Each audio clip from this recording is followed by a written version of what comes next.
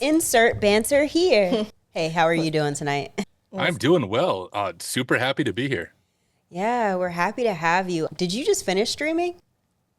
No, I just finished putting my kids to bed. That's why, I can only start this late at night. I get my kids to bed, and literally 15 minutes ago, and threw on. I had a gray sweatshirt on, and I just told my wife I can't be the guy who makes a rap song called Black Hoodie on and show up in a podcast in a gray hoodie. So I had to just get my real black hoodie on and jump down here. But no, I will honestly probably stream after this, do some try hack me or hack the box. But nope, just got my kids to bed. Have been outside most of the day hanging out with my kids, but now I'm back into the hacking basement. That's dope. So, like, you want to go ahead and drop a little bit of that Black Hoodie song real quick? I want to hear it now. Just, let's bypass everything else. Go ahead and hit us with it now. Dude, I don't even know if I know the lyrics right now. Here, let me. I'll give you part of it.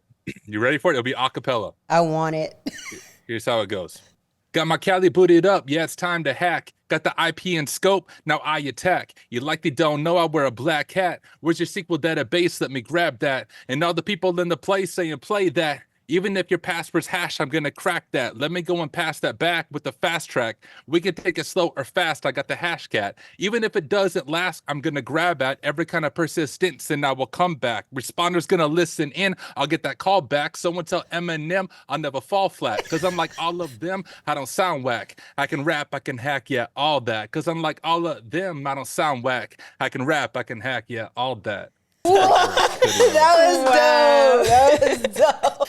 The plan, like DEF CON doesn't know this yet, but I'm performing this at DEF CON this year. They just don't know yet. I'm waiting for someone at DEF CON to be like, yo, Tyler, yeah, we would love to have you perform Black Hoodie on. They just, they don't know about it yet, but sometime someone at DEF CON's going to hear about this before this August. And like Red Team Village, chill out room, I don't care where, on the street. I'll bring like my own boombox and we'll do it on the streets of Vegas. But we're going to perform that somehow, some way at DEF CON.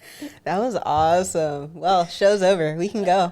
All right. Well, okay. So before we get started, do you know what's going to happen before we dive into the actual content people come here for? What's going to happen? I don't know. I don't think so. Okay. No one ever knows. So how familiar are you with 90s R&B? Oh, no, I did see this. I saw it on the little episode thing. I said something about R&B. Not that familiar. Like I'm into hip hop, rap, but not really R&B. So Okay. I am curious how this No. starts. And to be fair, Anthony, did you get songs? Because I sent them to you like super I last got 'em. minute. Okay. These songs are actually super hard. I actually didn't know them. So at this point, we're just playing because it's an icebreaker.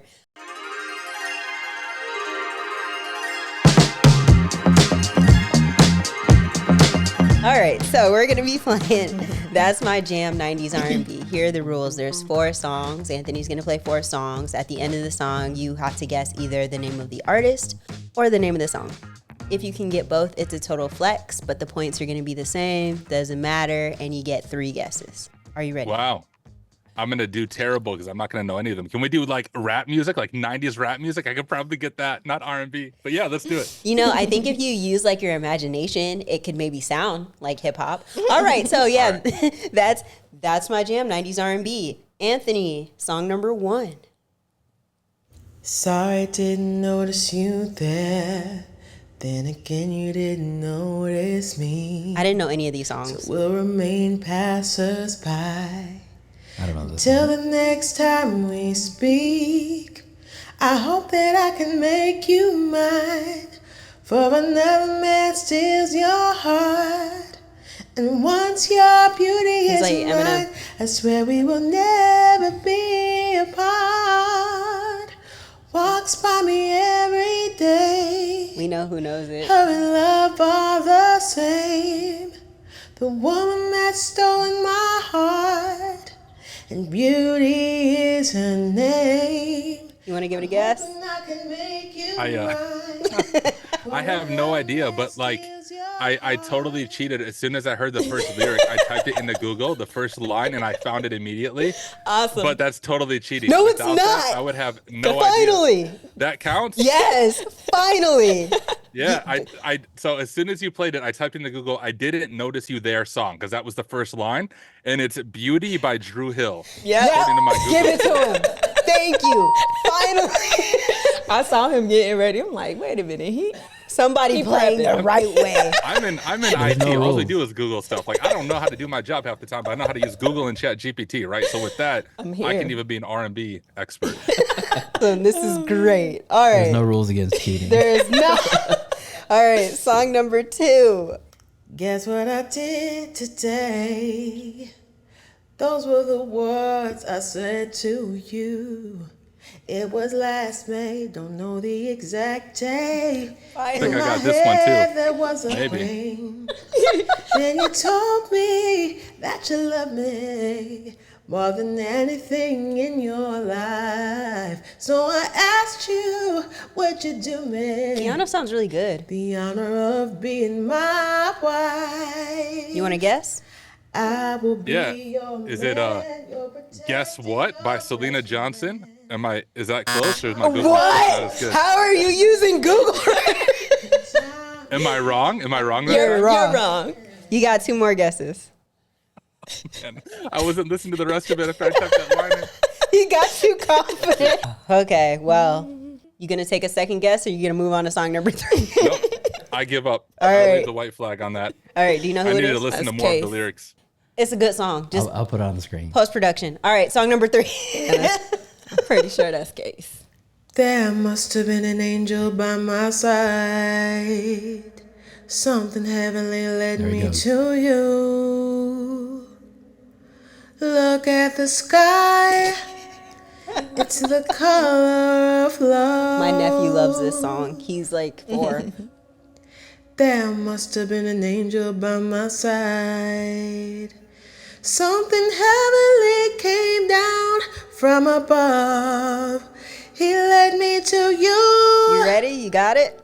He led me to I think so. you. But a few different songs popped up. I'm trying to verify. Here's my best guess based on my Googling skills. Kiss of Life by Sade? Am I right or no? You are. Yeah, the artist name is Sade. Without but Google, yeah. I'd have no idea at all. I don't know R&B, not even a little bit. That's okay. Yeah, yeah. It's Sade. But yeah. You got it right. Oh, same thing. That's my pronunciation based on my Google name. All right, last one. Song number 4. Sometimes the snow comes down in June. Oh, you know all these. Sometimes the sun goes round the moon. I'm getting a video. I Hold see on. the passion in your eyes. She's feeling it. Sometimes it's all a big surprise. 'Cause there was a time when all I did was wish you'd tell me this was This is love. live. It's not the way. All right, do you want to guess? Yeah, I know this one. Well, I don't know it personally, but Google found this one right away for me. I'm pretty sure this, and I think I not even say the name. It's Save the Best for Last by Vanessa Williams. Very good. 3 out of 4. Not bad. Did exactly what I would have done. So, yes, excellent. I love this for us. He hacked it. He had. Hacked it. Do the buzzer. Do the buzzer. Okay, anyway. All right. Thank you for that. So real quick, before we shift, shout out to Guyana. If you guys aren't already following her, she's the one that provides the vocals for us at Destination Guyana. All right. So let's get down to business. If it's your first time, welcome. If you already know the vibes, welcome back. I'm Jordyn, a.k.a. Jay, a.k.a. The Chosen One, a.k.a. Big Stepper, and I am here with my co-host. I'm Tiffany B. We're so excited that you're here to join us for this episode of Stats on Stats podcast, where we get to talk to leaders in the cyber IT technology spaces. Speaking of those leaders, we're here with someone, and we're going to give him some time to tell us who he is, where he's from, what he does, and how long he's been in that space. Yeah, so my name is Tyler. If we're going by nicknames, my nickname from the Advent of Cyber rap song is Papa Shell. So we can go by Papa Shell as well, but not like, a shell, but Papa Shell on a terminal. Hey. But my name is Tyler Ramsbey. I'm a pen tester. That's my day job. I hack companies for a living, which is pretty awesome. But then outside of that, I live in a small rural community, which is a very strange place to do like pen testing and IT from. But I live in a town of about 1,000 people. There's probably more cows than there are actual human beings where I live, a bunch of cornfields and all that good stuff. But I work for a company in Seattle. So I'm fully remote, work from right here in my basement. Showed off my fake brick wall behind me before, just fabric behind me in my sweet unfinished basement. But I live here with my wife. I have 2 young kids. I have a 7-year-old and a 4-year-old, 7-year-old daughter, 4-year-old son. And I also create content on YouTube. I stream on YouTube, Twitch, and LinkedIn pretty often. And I just pick random machines or labs in the realm of cybersecurity, both blue team and red team, and just kind of go through them live. I also have a little organization called Hack Smarter at hacksmarter.org. We have a Discord community, but we also have like a coaching team full of experts in the field. But what's probably different about us is we don't charge for our coaching. We do donate what you can coaching. So we just tell people, look, donate whatever you can to a nonprofit of your choice. So like, we don't want your money, but those nonprofits could use it. So whether it's $1, $100, whatever you can afford, donate to a nonprofit of your choice. And then one of us will meet with you for however long you need, how many sessions you need for one-on-one sessions to help people break into the field to really go to the next level in their career. So my big focus when it comes to InfoSec, IT, cybersecurity is just giving back to the community. The other big thing I promote in what I do is I don't believe in paywalls. So nothing I do costs money. There's nothing hidden behind a paywall. My philosophy, and this offends some people, but they can send me their messages and I'll just ignore them. But in my opinion, if you're a pen tester and you're good enough at what you do, you make enough money that you don't have to charge people trying to break into the field. So I try to take down all those barriers. Everything is free of charge, regardless of your location, your country, your financial status. You can have full access to everything me and the community does to help you break into the field. So that's me. Oh, wow. I love that. What inspired you to like, is it a whole group or team? How many people is working on this mentorship with you? Yeah, so geez, probably I'd have to even check Discord because they're always adding new people. I think we have a team of 10 people at this point, and every single person who's a mentor is an expert in the field. So we have a handful of pen testers who do pen testing for a living. Like one of the really cool, well, we have 2 really cool people on the pen testing side of things, and even just coaches in general. He goes by the screen name Amoeba Man. So strange name. I don't know if he wants me to connect his real name just on here, but he is the one who made all of the Active Directory networks on TryHackMe, the Red Team capstone on TryHackMe. So he's one of their content engineers and is also kind of a pen test leader, is a boss for about 30 different pen testers. So he does the donate what you can coaching. We have another person, Ian Austin, who's the founder of Pwn Labs, and Pwn Labs is like a cloud training platform. Before he went to Pwn Labs, he was one of the heads or leaders at Hack the Box. So once again, deep expertise in the field. I think he even worked for NATO out of all places. So it's like people of that caliber that offer this coaching. And the reason I started it is it almost came out of a place of frustration, a little bit of anger. I saw your typical like influencer, right? So I do YouTube stuff, you guys do stuff. So you have this whole influencer title that you get. And I saw all these influencers that would make these videos and they'd be like, hey, if you want to break into cyber, let's talk. And then I would click the link to like, let's talk to them to just figure out what more they're doing. And it's like, yeah, pay me $400, $500 and I'll sit down with you for an hour. I'm like, bruh, I'll freaking do it for free. Like my goal is to rob those guys and ladies of all their business and I will do it for free of charge, because from my perspective, there's a lot of things wrong with that. One is, often it's a false promise. They'll say, if you follow this, you'll have a 6-figure job in however long, in 6 months.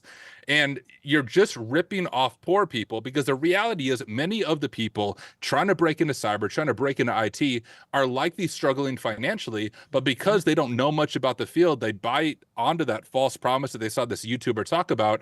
And now you're ripping off poor people trying to break into the field to make a better life for themselves, all while you're getting rich off of it.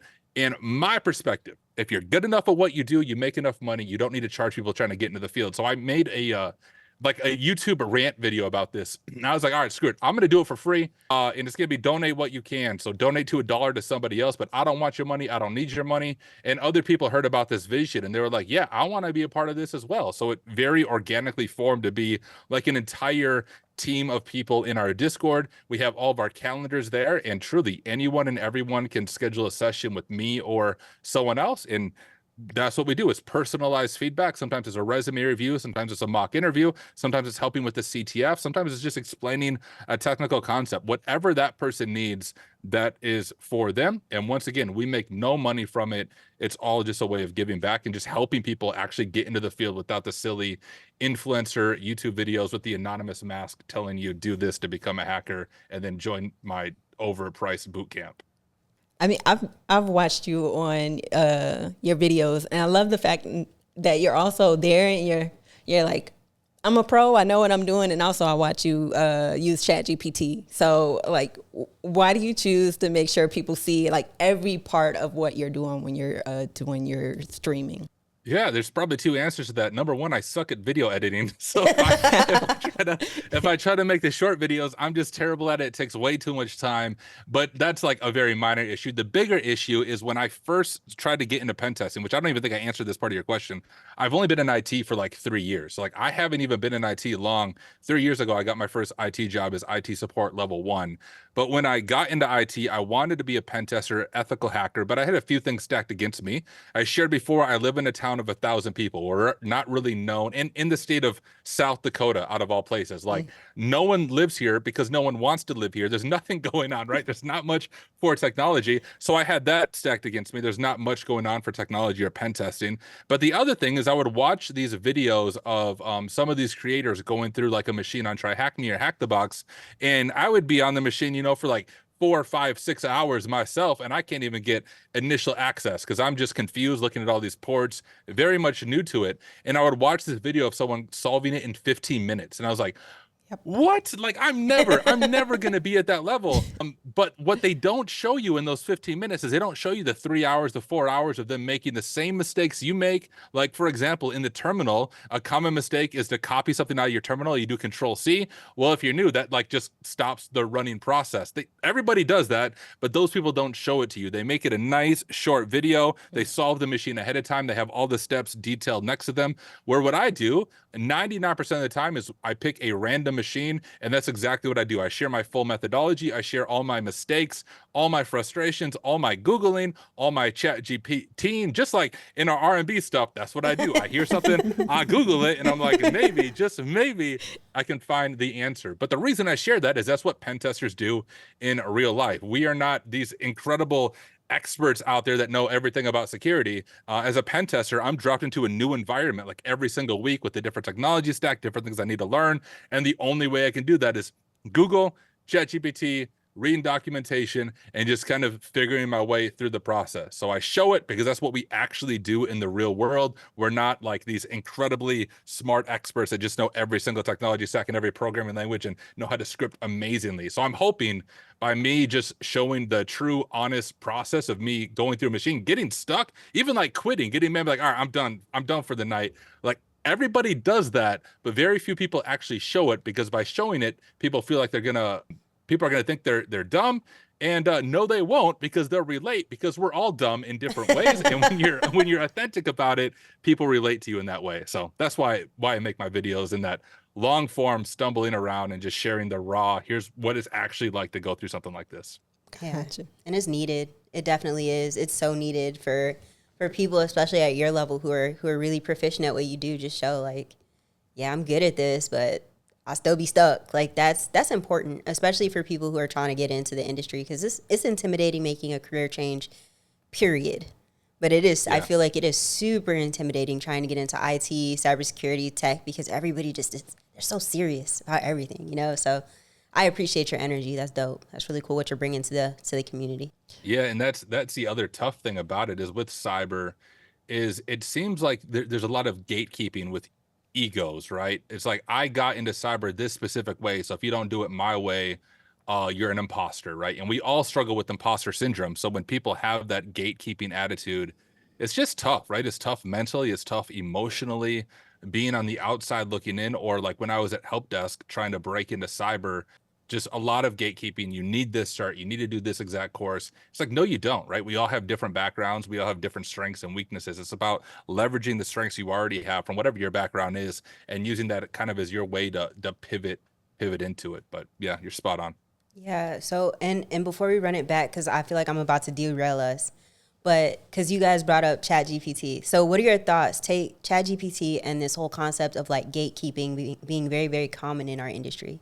Do you guys feel like with the increased usage of these AI tools, that gatekeeping attitude is going to get a little bit worse? Because people are going to be like, oh man, like how do I maintain my value now that ChatGPT is out there? Like, do you feel like they're gonna clutch onto that little bit of knowledge that they have? Like, what are your thoughts on this?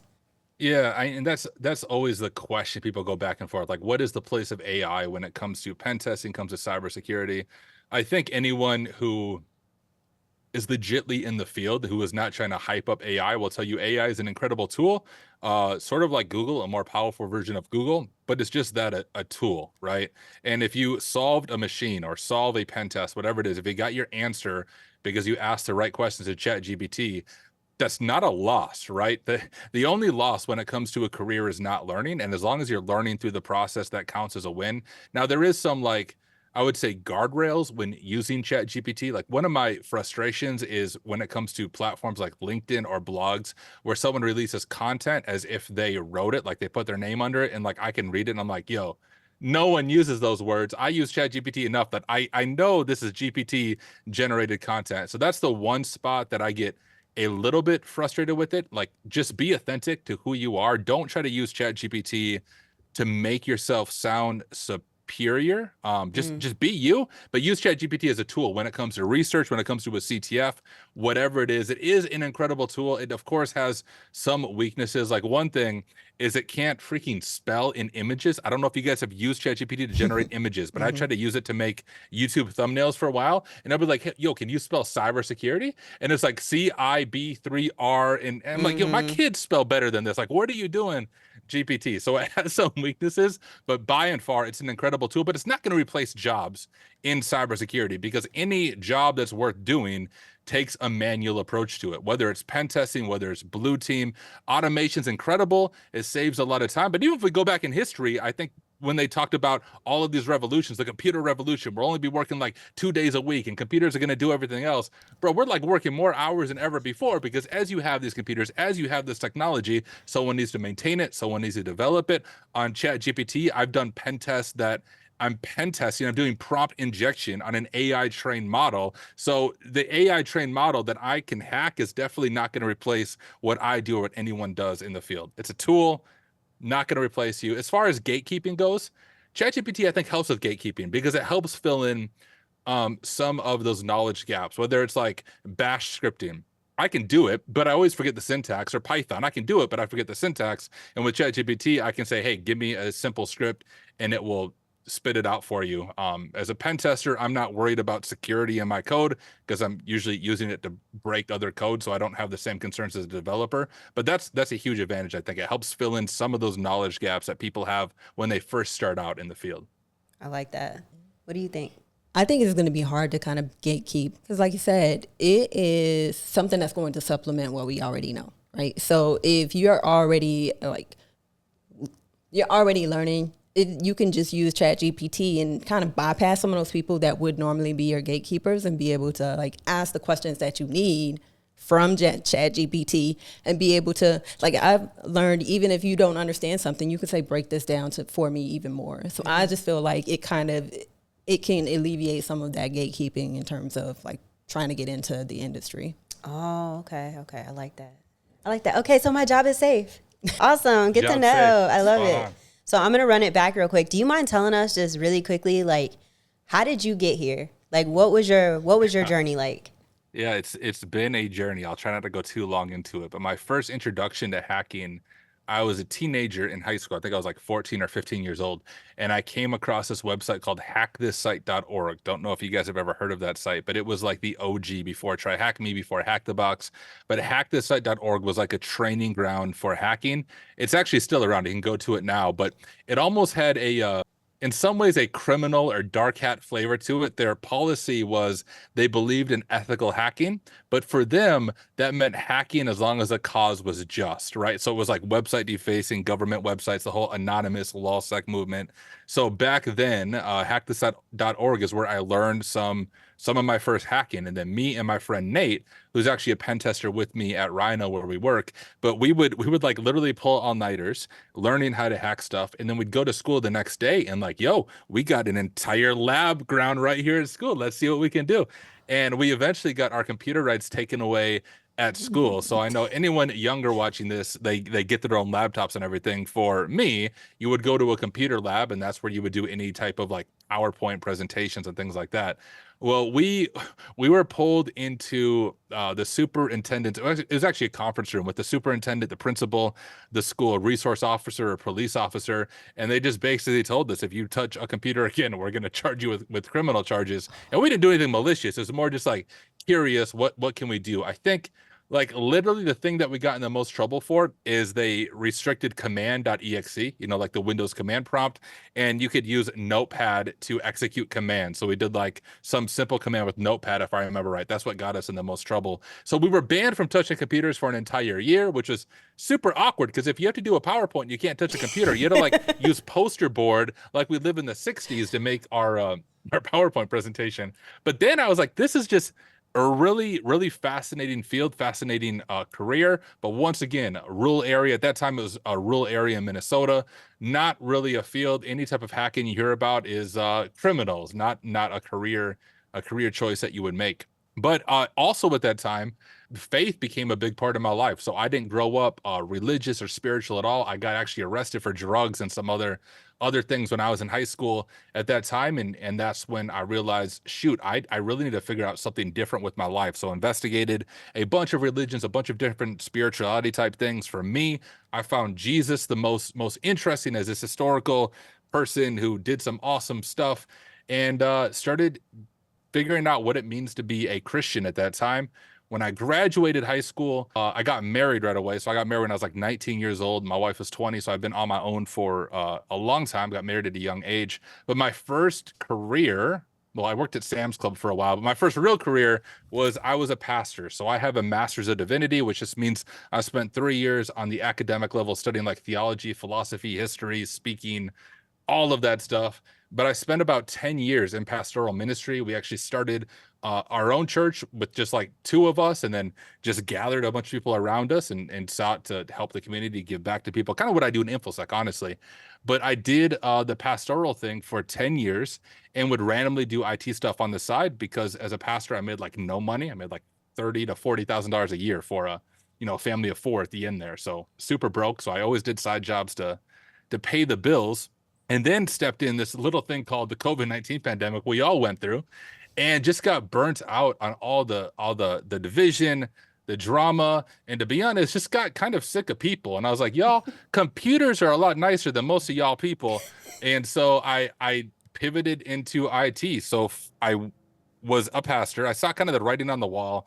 And I was like, man, I'm not in a healthy spot. I don't want to do this anymore. It's not good for me. It's not good for my family.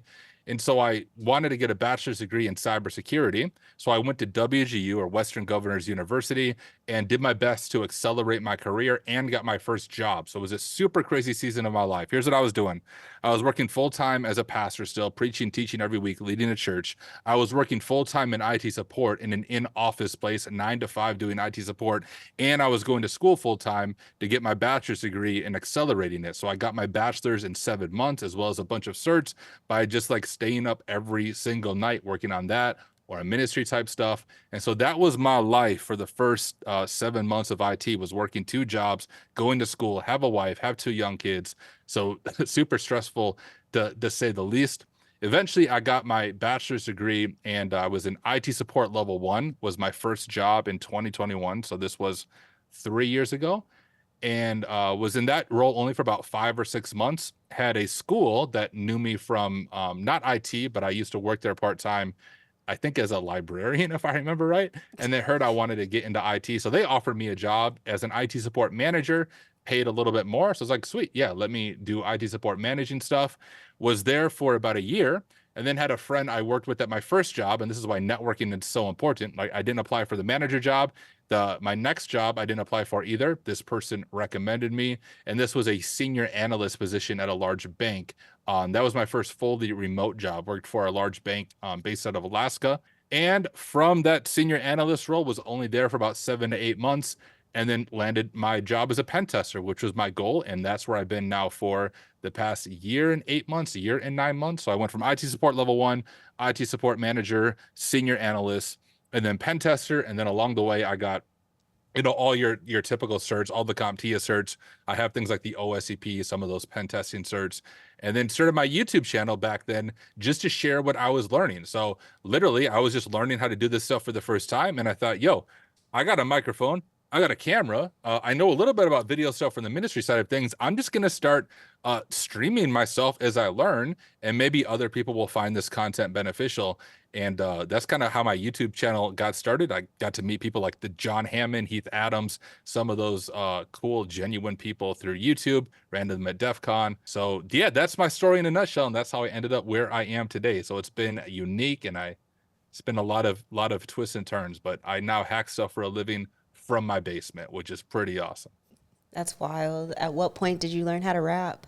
Oh my goodness. So rapping. So yeah, if my hacking career doesn't work out, I'll have to fall down on my rap career in my rural South Dakota community. It will totally take off. But no, I first got into hip hop, man, I think I was 11 years old when I wrote my first song, and it was typical, like I discovered, I think the first rap song I ever heard was like Lose Yourself by Eminem. And I'd like never heard rap music up until then. I was like, what is this? This is like awesome. Like the way this sounds, the way it goes on the beat. And then from there, I dug into a lot of like the old school underground hip hop type stuff. And yeah, I wrote my first song, I think when I was 11, and then even set up like one of those cheap computer microphones on a lamp stand. I kid you not. I think I even have a picture of it, but I wanted to make a mic booth, but I was this poor, like 12-year-old kid. So I had a lamp stand, and I took like the lamp off, and I taped my computer microphone to it. And that was my vocal booth, right?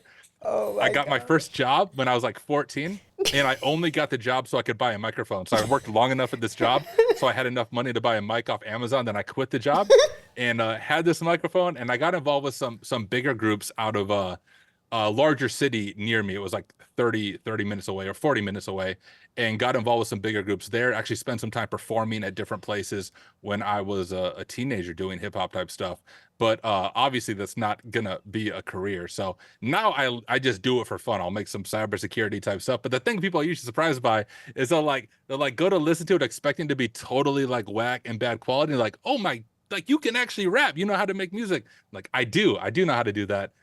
So yeah, I started that when I was 11, but I don't do it actively now until DEF CON lets me perform, and I'll be the next, nerdcore rapper for my hacking career. I was just about to say, there's a whole genre for it, right? Is nerdcore? Yes, nerdcore, and that's where like the Black Hoodie On song is that, and a lot of the people like Whitey Cracker is another person. Dual core performed at DEF CON last year. So some of these like hacker rapper names, and then the thing about the nerdcore rapping is, no offense to many of them, the people I just mentioned are really good, but most of the people that try to do it just suck. Like everybody thinks they can rap and they can't. They're just terrible. They shouldn't touch a microphone. So that is the benefit to it, is if you at least sound okay, you can get some good recognition. But yeah, that's just a fun side hobby thing I do. I've also wrapped children books. Like when I have this somewhere on the internet, but I don't know if you guys have ever read the book Llama Llama Red Pajama.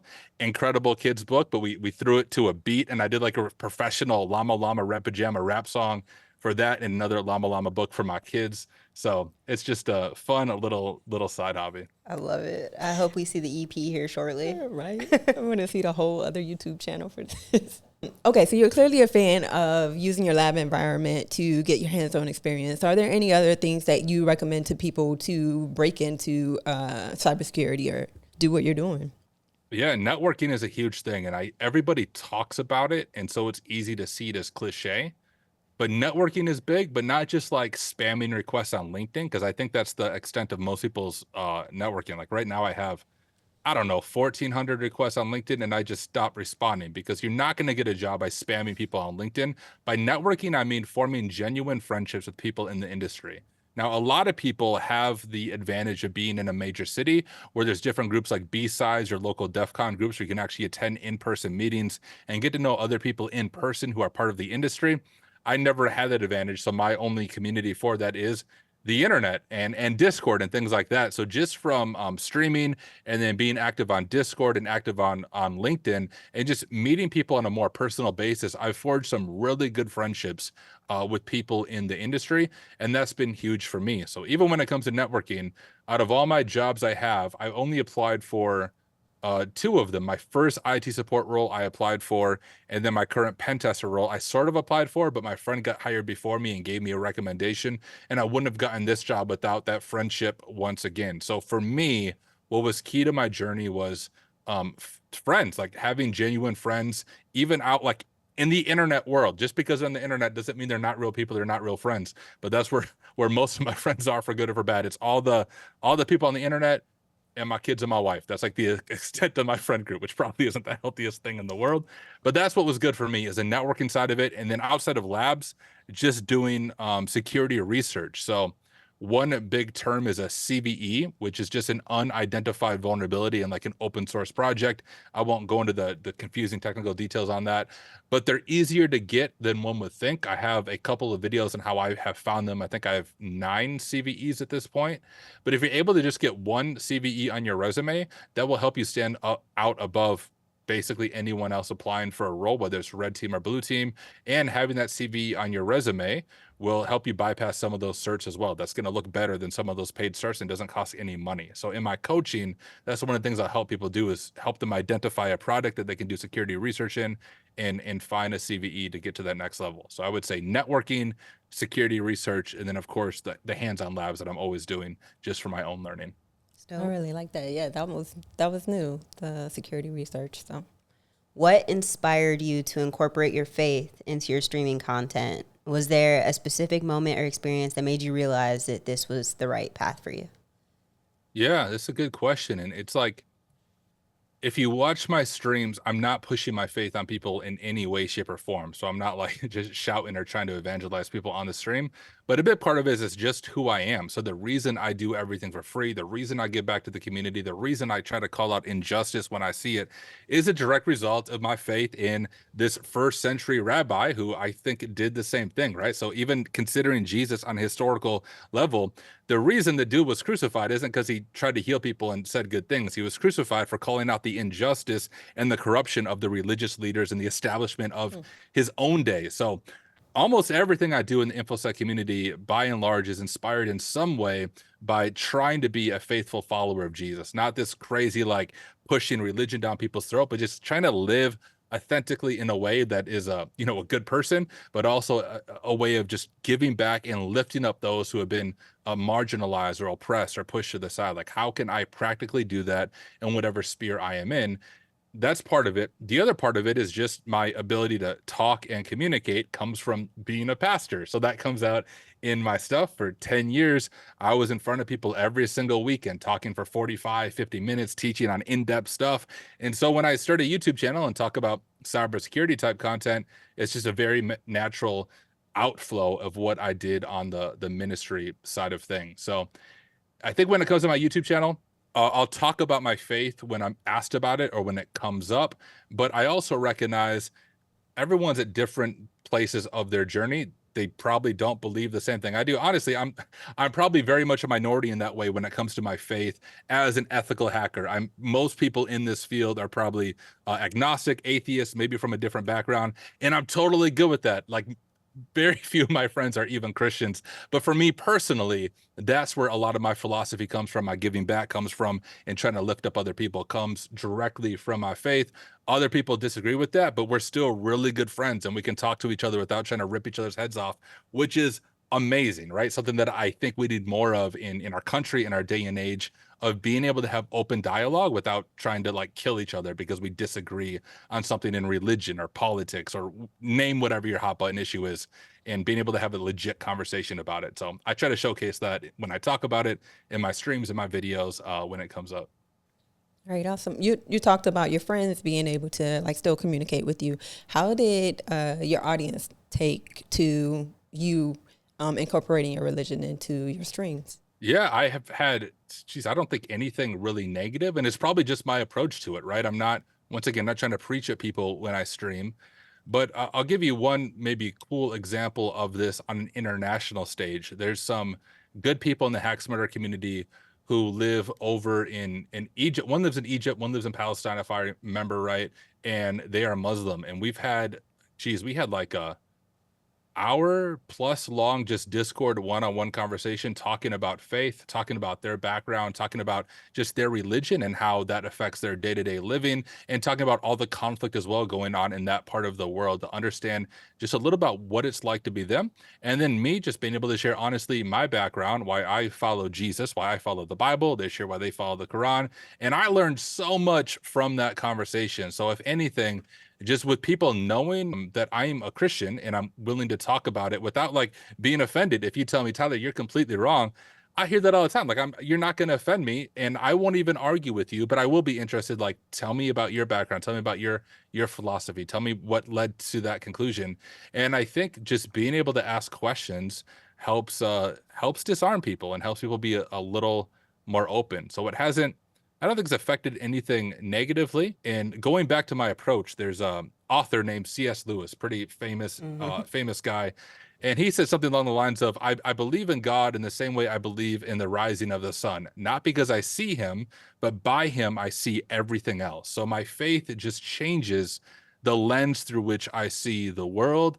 And so it's evident, but once again, not in a preachy way, hopefully in an authentic way, in a way that if it offends people, honestly, they're trying hard to be offended, because I'm very much not an offensive person when I'm talking, when I'm streaming. So if they're offended, they're looking for a reason to be offended. And there's a lot of other YouTubers out there. Just watch someone else. I could care less if you watch me or not. No, that's really dope though. To be honest, like I've seen some of your live streams, but it wasn't until I saw Tiffany's question that I realized that that was something that you incorporated at all. But I think it's dope. I'll just say that I don't want to dive too much into it, but I think it's dope and I really appreciate it. So thank you. Okay, so here's the scenario for you.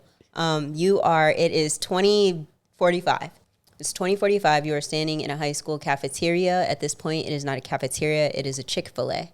Kid walks up to you and is like, hey, Mr. Tyler, I want to be just like you when I grow up.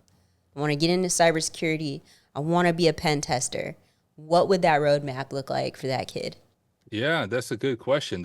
I'd have a lot of questions for them, right? Because I think when it comes to IT, everybody wants to be a hacker. Like, you ask the typical college student or high school student interested in computers, what do you want to do when you grow up? And it's like, I want to be a hacker. So first I would just explain to them, like, understand what that means. It's a lot of work, a lot of grind, a lot of study. I'm doing a lot of study outside of my normal day-to-day. There's some IT jobs that once you get a job, you can just kind of drift, and like you don't honestly have to work that hard. Like, most of your day is just spent on Reddit. Pen testing is not one of those things. You're actively working with clients. You are busy day in and day out. So first I would just set their expectations. This is what it actually means to be a pen tester. As far as following my path, I would tell them all of our paths, all of our journeys are unique. You probably don't want to spend 10 years as a pastor just so you can become a pen tester at the end of 10 years after you burn yourself out, right? So my journey is unique. Their journey is going to be unique. And what I try to encourage people with when I'm on stream talking about this, or if I was talking to this kid, is it's much more important the person that you're becoming, which once again, cliche, but really important. I've heard it said before that we are human beings, not human doings, and we yet measure ourselves by what we do far too often. When you meet someone for the first time, often the question is, what do you do for a living? And we define ourselves by our output, and I think that puts us in a very unhealthy place. So once again, I would kind of set the expectations of this teenager, whoever they are, that if you have this goal of being in cybersecurity or being a pen tester, what are you going to do if it never happens? And if their answer is they'll be crushed or defeated, I would tell them, you need to go talk to a therapist before you even try to get into this field. I myself go to therapy. I think it's a good thing. But the moment you find your identity in what you do, and rather than in who you're becoming, you will burn yourself out. You will self-medicate with drugs, alcohol, you name it, but you'll end up in a place of self-medication. Because once again, going back to my understanding of faith, even if people don't follow faith, if you go back to ancient religion, one very dark moment of ancient religions in the ancient world was children sacrifice. And what would happen is when a town or a community was in a place of economic disaster, they would quite literally sacrifice children, because they thought by sacrificing their children, they would appease the anger of the gods, and that the gods would bring financial prosperity as a result. Now, we aren't sacrificing children literally, but for many people, when it comes to their career, we've done that to our kids. We've done that to our family in our pursuit of that next salary, in our pursuit of that, whatever that next career change is, we sacrifice time with our kids, we sacrifice time with our family, time that you will not get back. And it's also a cliche thing you'll see on LinkedIn, that the only person who remembers how long you worked are going to be your kids, not your boss, not your employer. So I would tell that kid, that teenager, and they're probably looking at me with like wide eyes and like, why the frick did I start a conversation with this dude? He is insane. But I would want to share all of that, right? Focus on the type of person you are becoming. And I think success, whatever that looks like, will follow. But success may not be being a pen tester. Pen testing is hard to get into. It is not. A lot of people want to do it. There's a lot of people wanting to get into pen testing. There's not that many pen testing jobs. So I want to set their expectations and help them understand that their identity is about more than what they do. And then if they do land a role as a pen tester, they'll just be in a healthier place as a person. And I think that will help them naturally succeed more, and it will help them leave. Like I say this on stream pretty often. The moment pen testing and hacking and all this stuff begins to be negative for me or my family, I will quit, just like I've quit all my other careers when I had them. I love what I do, but I'm not tied to it. My identity is not wrapped up in who I am as a pen tester. My identity goes back ultimately to my faith and who I'm becoming as a person. And if pen testing is no longer the vehicle to lead me to that next place as a person, peace, right? You'll see Tyler the lawyer next, and I'll have a YouTube channel about how to, do law stuff. Like, I don't care what I do. That will all figure itself out. So that would be my advice to them or anyone else trying to get into the field. Don't worship the wrong gods when it comes to this. Don't sacrifice the things that matter the most in your pursuit of whatever success is in your mind. Love that. That's fire. Got nothing. I'm just right. I feel like he just keeps dropping gems, and I'm over here like, man. Sorry, we're never just like we're moved. We're over here moved by your passion. Yeah. So I guess for me, my next question is, and it's just like a quick, because I actually had somebody email me the other day and they're like, I'm trying to get into cybersecurity. What cert should I get? What is your stance on certifications? Yeah. You guys want me to rap my OffSec song now? What did I get? Upload a PDF and a desire to quit. No. So when it comes to certs, they're not bad. And unfortunately, they're a necessary evil if you want to get into the field, especially depending on what role in IT you want to get into. So I have a bunch of the certs. I probably couldn't remember the different certs I have, but all the CompTIA ones, some Azure ones. But the ones that matter the most, at least for me as a pen tester, would be the OSCP, or the Offensive Security Certified Professional Certification. I got that 2 years ago when I was trying to become a pen tester. And what sets the OSCP apart, same with like the PMPT through TCM Security or the CPTS through Hack the Box, they're hands-on certification. So compared to something like the A+ through CompTIA, where it's just a multiple choice exam and you can kind of memorize content and regurgitate it on the test, it's not the same with something like the OSCP. For the OSCP, I was given 24 hours to hack into 3 computers and an Active Directory network to get enough flags and to get enough points, and then another 24 hours to write a professional pen test report. And that's the only way you can pass the exam. So either you can hack or you can't. And those kind of tests prove whether or not you can do it. So for a prospective employer, I would tell people that is what you need. I don't like OffSec. So OffSec are the ones who have made the OSCP. I think they're in the group of organizations that I think prey on people trying to get into the field. So when I signed up for the OSCP, I didn't have an employer who would pay for it. So I spent $1,500 out of my own pocket. And what I got is what I talk about in that song, a freaking bloated PDF and a broken lab environment where all the lab machines were constantly breaking, not going back up. And I ended up saying, like, screw it, I'm not even going to use your material. And I signed up for all of it because you can only take the OSCP if you sign up for their 90-day course. So I signed up, got mad at it, didn't do their content. I did content through TryHackMe and Hack the Box. And then I passed their exam in 8 hours on my first attempt. And then I did everything in my power to bash them because I was like, look, I passed your test. I'm not just someone who's mad because I failed it. I passed it on my first attempt, and then I made a rap song even to tell them how much I don't like them. But all that being said, unfortunately, the OSCP is still the gold standard when it comes to pen testing. So if someone wants to become a pen tester, I would tell them, donate some blood, right? Sell your kidney if you have to. Sign up for the stupid 90 days of lab time. Don't use OffSec's material. They have updated it, so it might be better now. But get the OSCP Once you get the OSCP, you'll at least get to the interview stage for pen testing jobs, and then focus on your interview skills or whatever other way you can add to that. So that's the cert I would recommend. On the blue team side of it, kind of your typical blue team certs, A+, Network Plus, Security Plus, just those ground level certifications. I think for blue team, it's a lot easier to go from like a help desk role and then move into the blue team role at whatever your job is. Whereas pen testing, there's not that easy of a transition, if that makes sense. You do so much.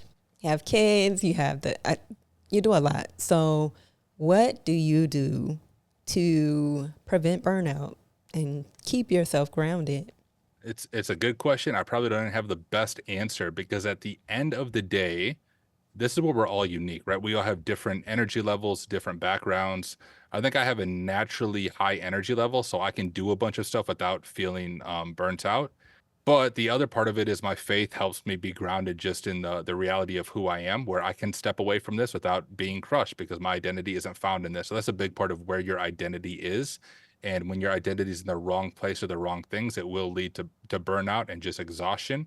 The other part is just having a hobby. So I don't have too many hobbies outside of hacking, but one thing I love, which I know you guys also love, is boxing. So I've been boxing for about 5 years. I want to eventually compete if I can stop eating like cheeseburgers and tacos and like lose some weight in that world of things. But I box about 4 to 5 times a week, just like in general at home. But then once a week I go to a local boxing gym. I'll do some harder sparring and with all the competition boxers, and that's just an amazing release. And I think exercise is super important for staying emotionally and physically healthy. I think the thing people forget is that we are physical beings. And if you like sit in a chair all day and just eat junk food and you never go outside and never walk, and you're like, geez, I'm depressed. Well, like there might be a reason for this. We're made to move. We're made to get sunlight. We're made to eventually touch grass outside, right? So that's been huge for me, is just having a regular pattern of exercise to prevent some of that burnout and just exhaustion. I guess finally therapy. I go to professional therapy regularly, and that's another thing. Like, if you wait to go to therapy until you think you need therapy, you're doing it wrong. It's just like a car. You should be doing regular maintenance on your own soul, on your own mental and emotional health, so you don't get to a place where you begin to self-medicate with whatever self-medication you choose. When you get to that point, you should have started therapy before then. If you're at that point now, well, start therapy now. It's not that you're doing it wrong if you start it now, but if you don't think you need therapy, that's when you should start going to therapy to prevent some of that. So quite a few answers there, but that would be how I personally do it. Awesome. Thank you. I'm gonna give you a quick tip. If you want to change your diet and become a professional boxer, stop seasoning your food and just eat vegetables, fruits, nuts, and eggs. It sucks. That's honestly a great idea. But it works. But but for real, stop seasoning your food, and all of a sudden, like, your cravings for things, like, totally goes away, because apparently we're not really addicted to the food itself. We're addicted to the taste of it. So if you just like totally get rid of the seasoning, changes your life. That's huge. I should do that. Like, I could compete now, but I weigh like 230. I'm 6'2". I'm big, and I weigh like 230. And boxing goes up to 265, and I don't want to have the next like future Mike Tyson knock me out and then bite my ear off, right? So if I were to compete, I want to be at 204. That'd be the weight class below me. I just need to learn how to stop seasoning my food, and then I'll have a YouTube video of me hopefully not getting knocked out in a boxing match. Nah, you got to be like the UFC fighters. They be like 6'2", 145 pounds. Just cut way down. Yeah, they weigh in at 145 and go in at 200. That should be you. I don't know how those guys do it. I love watching MMA and boxing. UFC is what I watch the most, but general MMA, and it's crazy the weight cutting they do. Insane. I don't have the discipline for that. Like, if I was cutting weight, and I love cheeseburgers, right? Culver's. I don't know if y'all have Culver's down in Florida, but I love Culver's. Incredible place. Actually, I just had Culver's today with my son. Like, that is my poison. I had this double pub burger with cheese curds, and then we had ice cream afterwards. That is why I haven't competed yet. Wait, look, I'll go watch somebody eat it later. I'll go on YouTube and watch somebody eat some Culver's so I can experience it. But yeah, so we got to wrap it up. But I wanted to say thank you. Thank you for taking the time to talk to us. Like, we appreciate it. We know it's late. We know you got a lot going on. So thank you so much for sharing your time and your energy with us. Endless gratitude, truly. Thank you, guys. This was an honor. This is a bunch of fun, starting with our R&B, with me having no knowledge of R&B, and just the questions, the wisdom you guys shared. Thank you again for reaching out and for the opportunity. We appreciate it. So you want to close us out? Yeah. I need to ask you if there are people, and I'm sure there'll probably be people with a lot of questions about your org and everything. Where do we reach you at? Yeah, Discord would be the place to go. And if they're like, how do I reach you on Discord? Just do the most basic of OSINT skills, and you can find me on Discord. It's all over my YouTube. I don't have screen names, so like my name in real life is Tyler Ramsbey, and my name on like every platform is Tyler Ramsbey. That's my name on Discord. So send me a DM on Discord. Please don't send me a DM on LinkedIn. I shared before, I have like 1,500 some LinkedIn requests. I used to try to keep up with them. I even tried to use JavaScript to auto accept all the LinkedIn requests, and LinkedIn rate limited me and like disconnected me. So I'm not going to go through and accept those. But if you message me on Discord and even send me your LinkedIn profile and say, hey, I sent you a connection request, I'll accept it, or just DM me on Discord. I'm active on Discord, and I respond to basically all the messages I get on Discord. So happy to chat with anyone, but Discord would be the best way to get a hold of me. All right. Everybody, thank you so much. We really appreciate you coming to listen to our podcast, and I guess we'll see you next time. Stay wavy. Bye.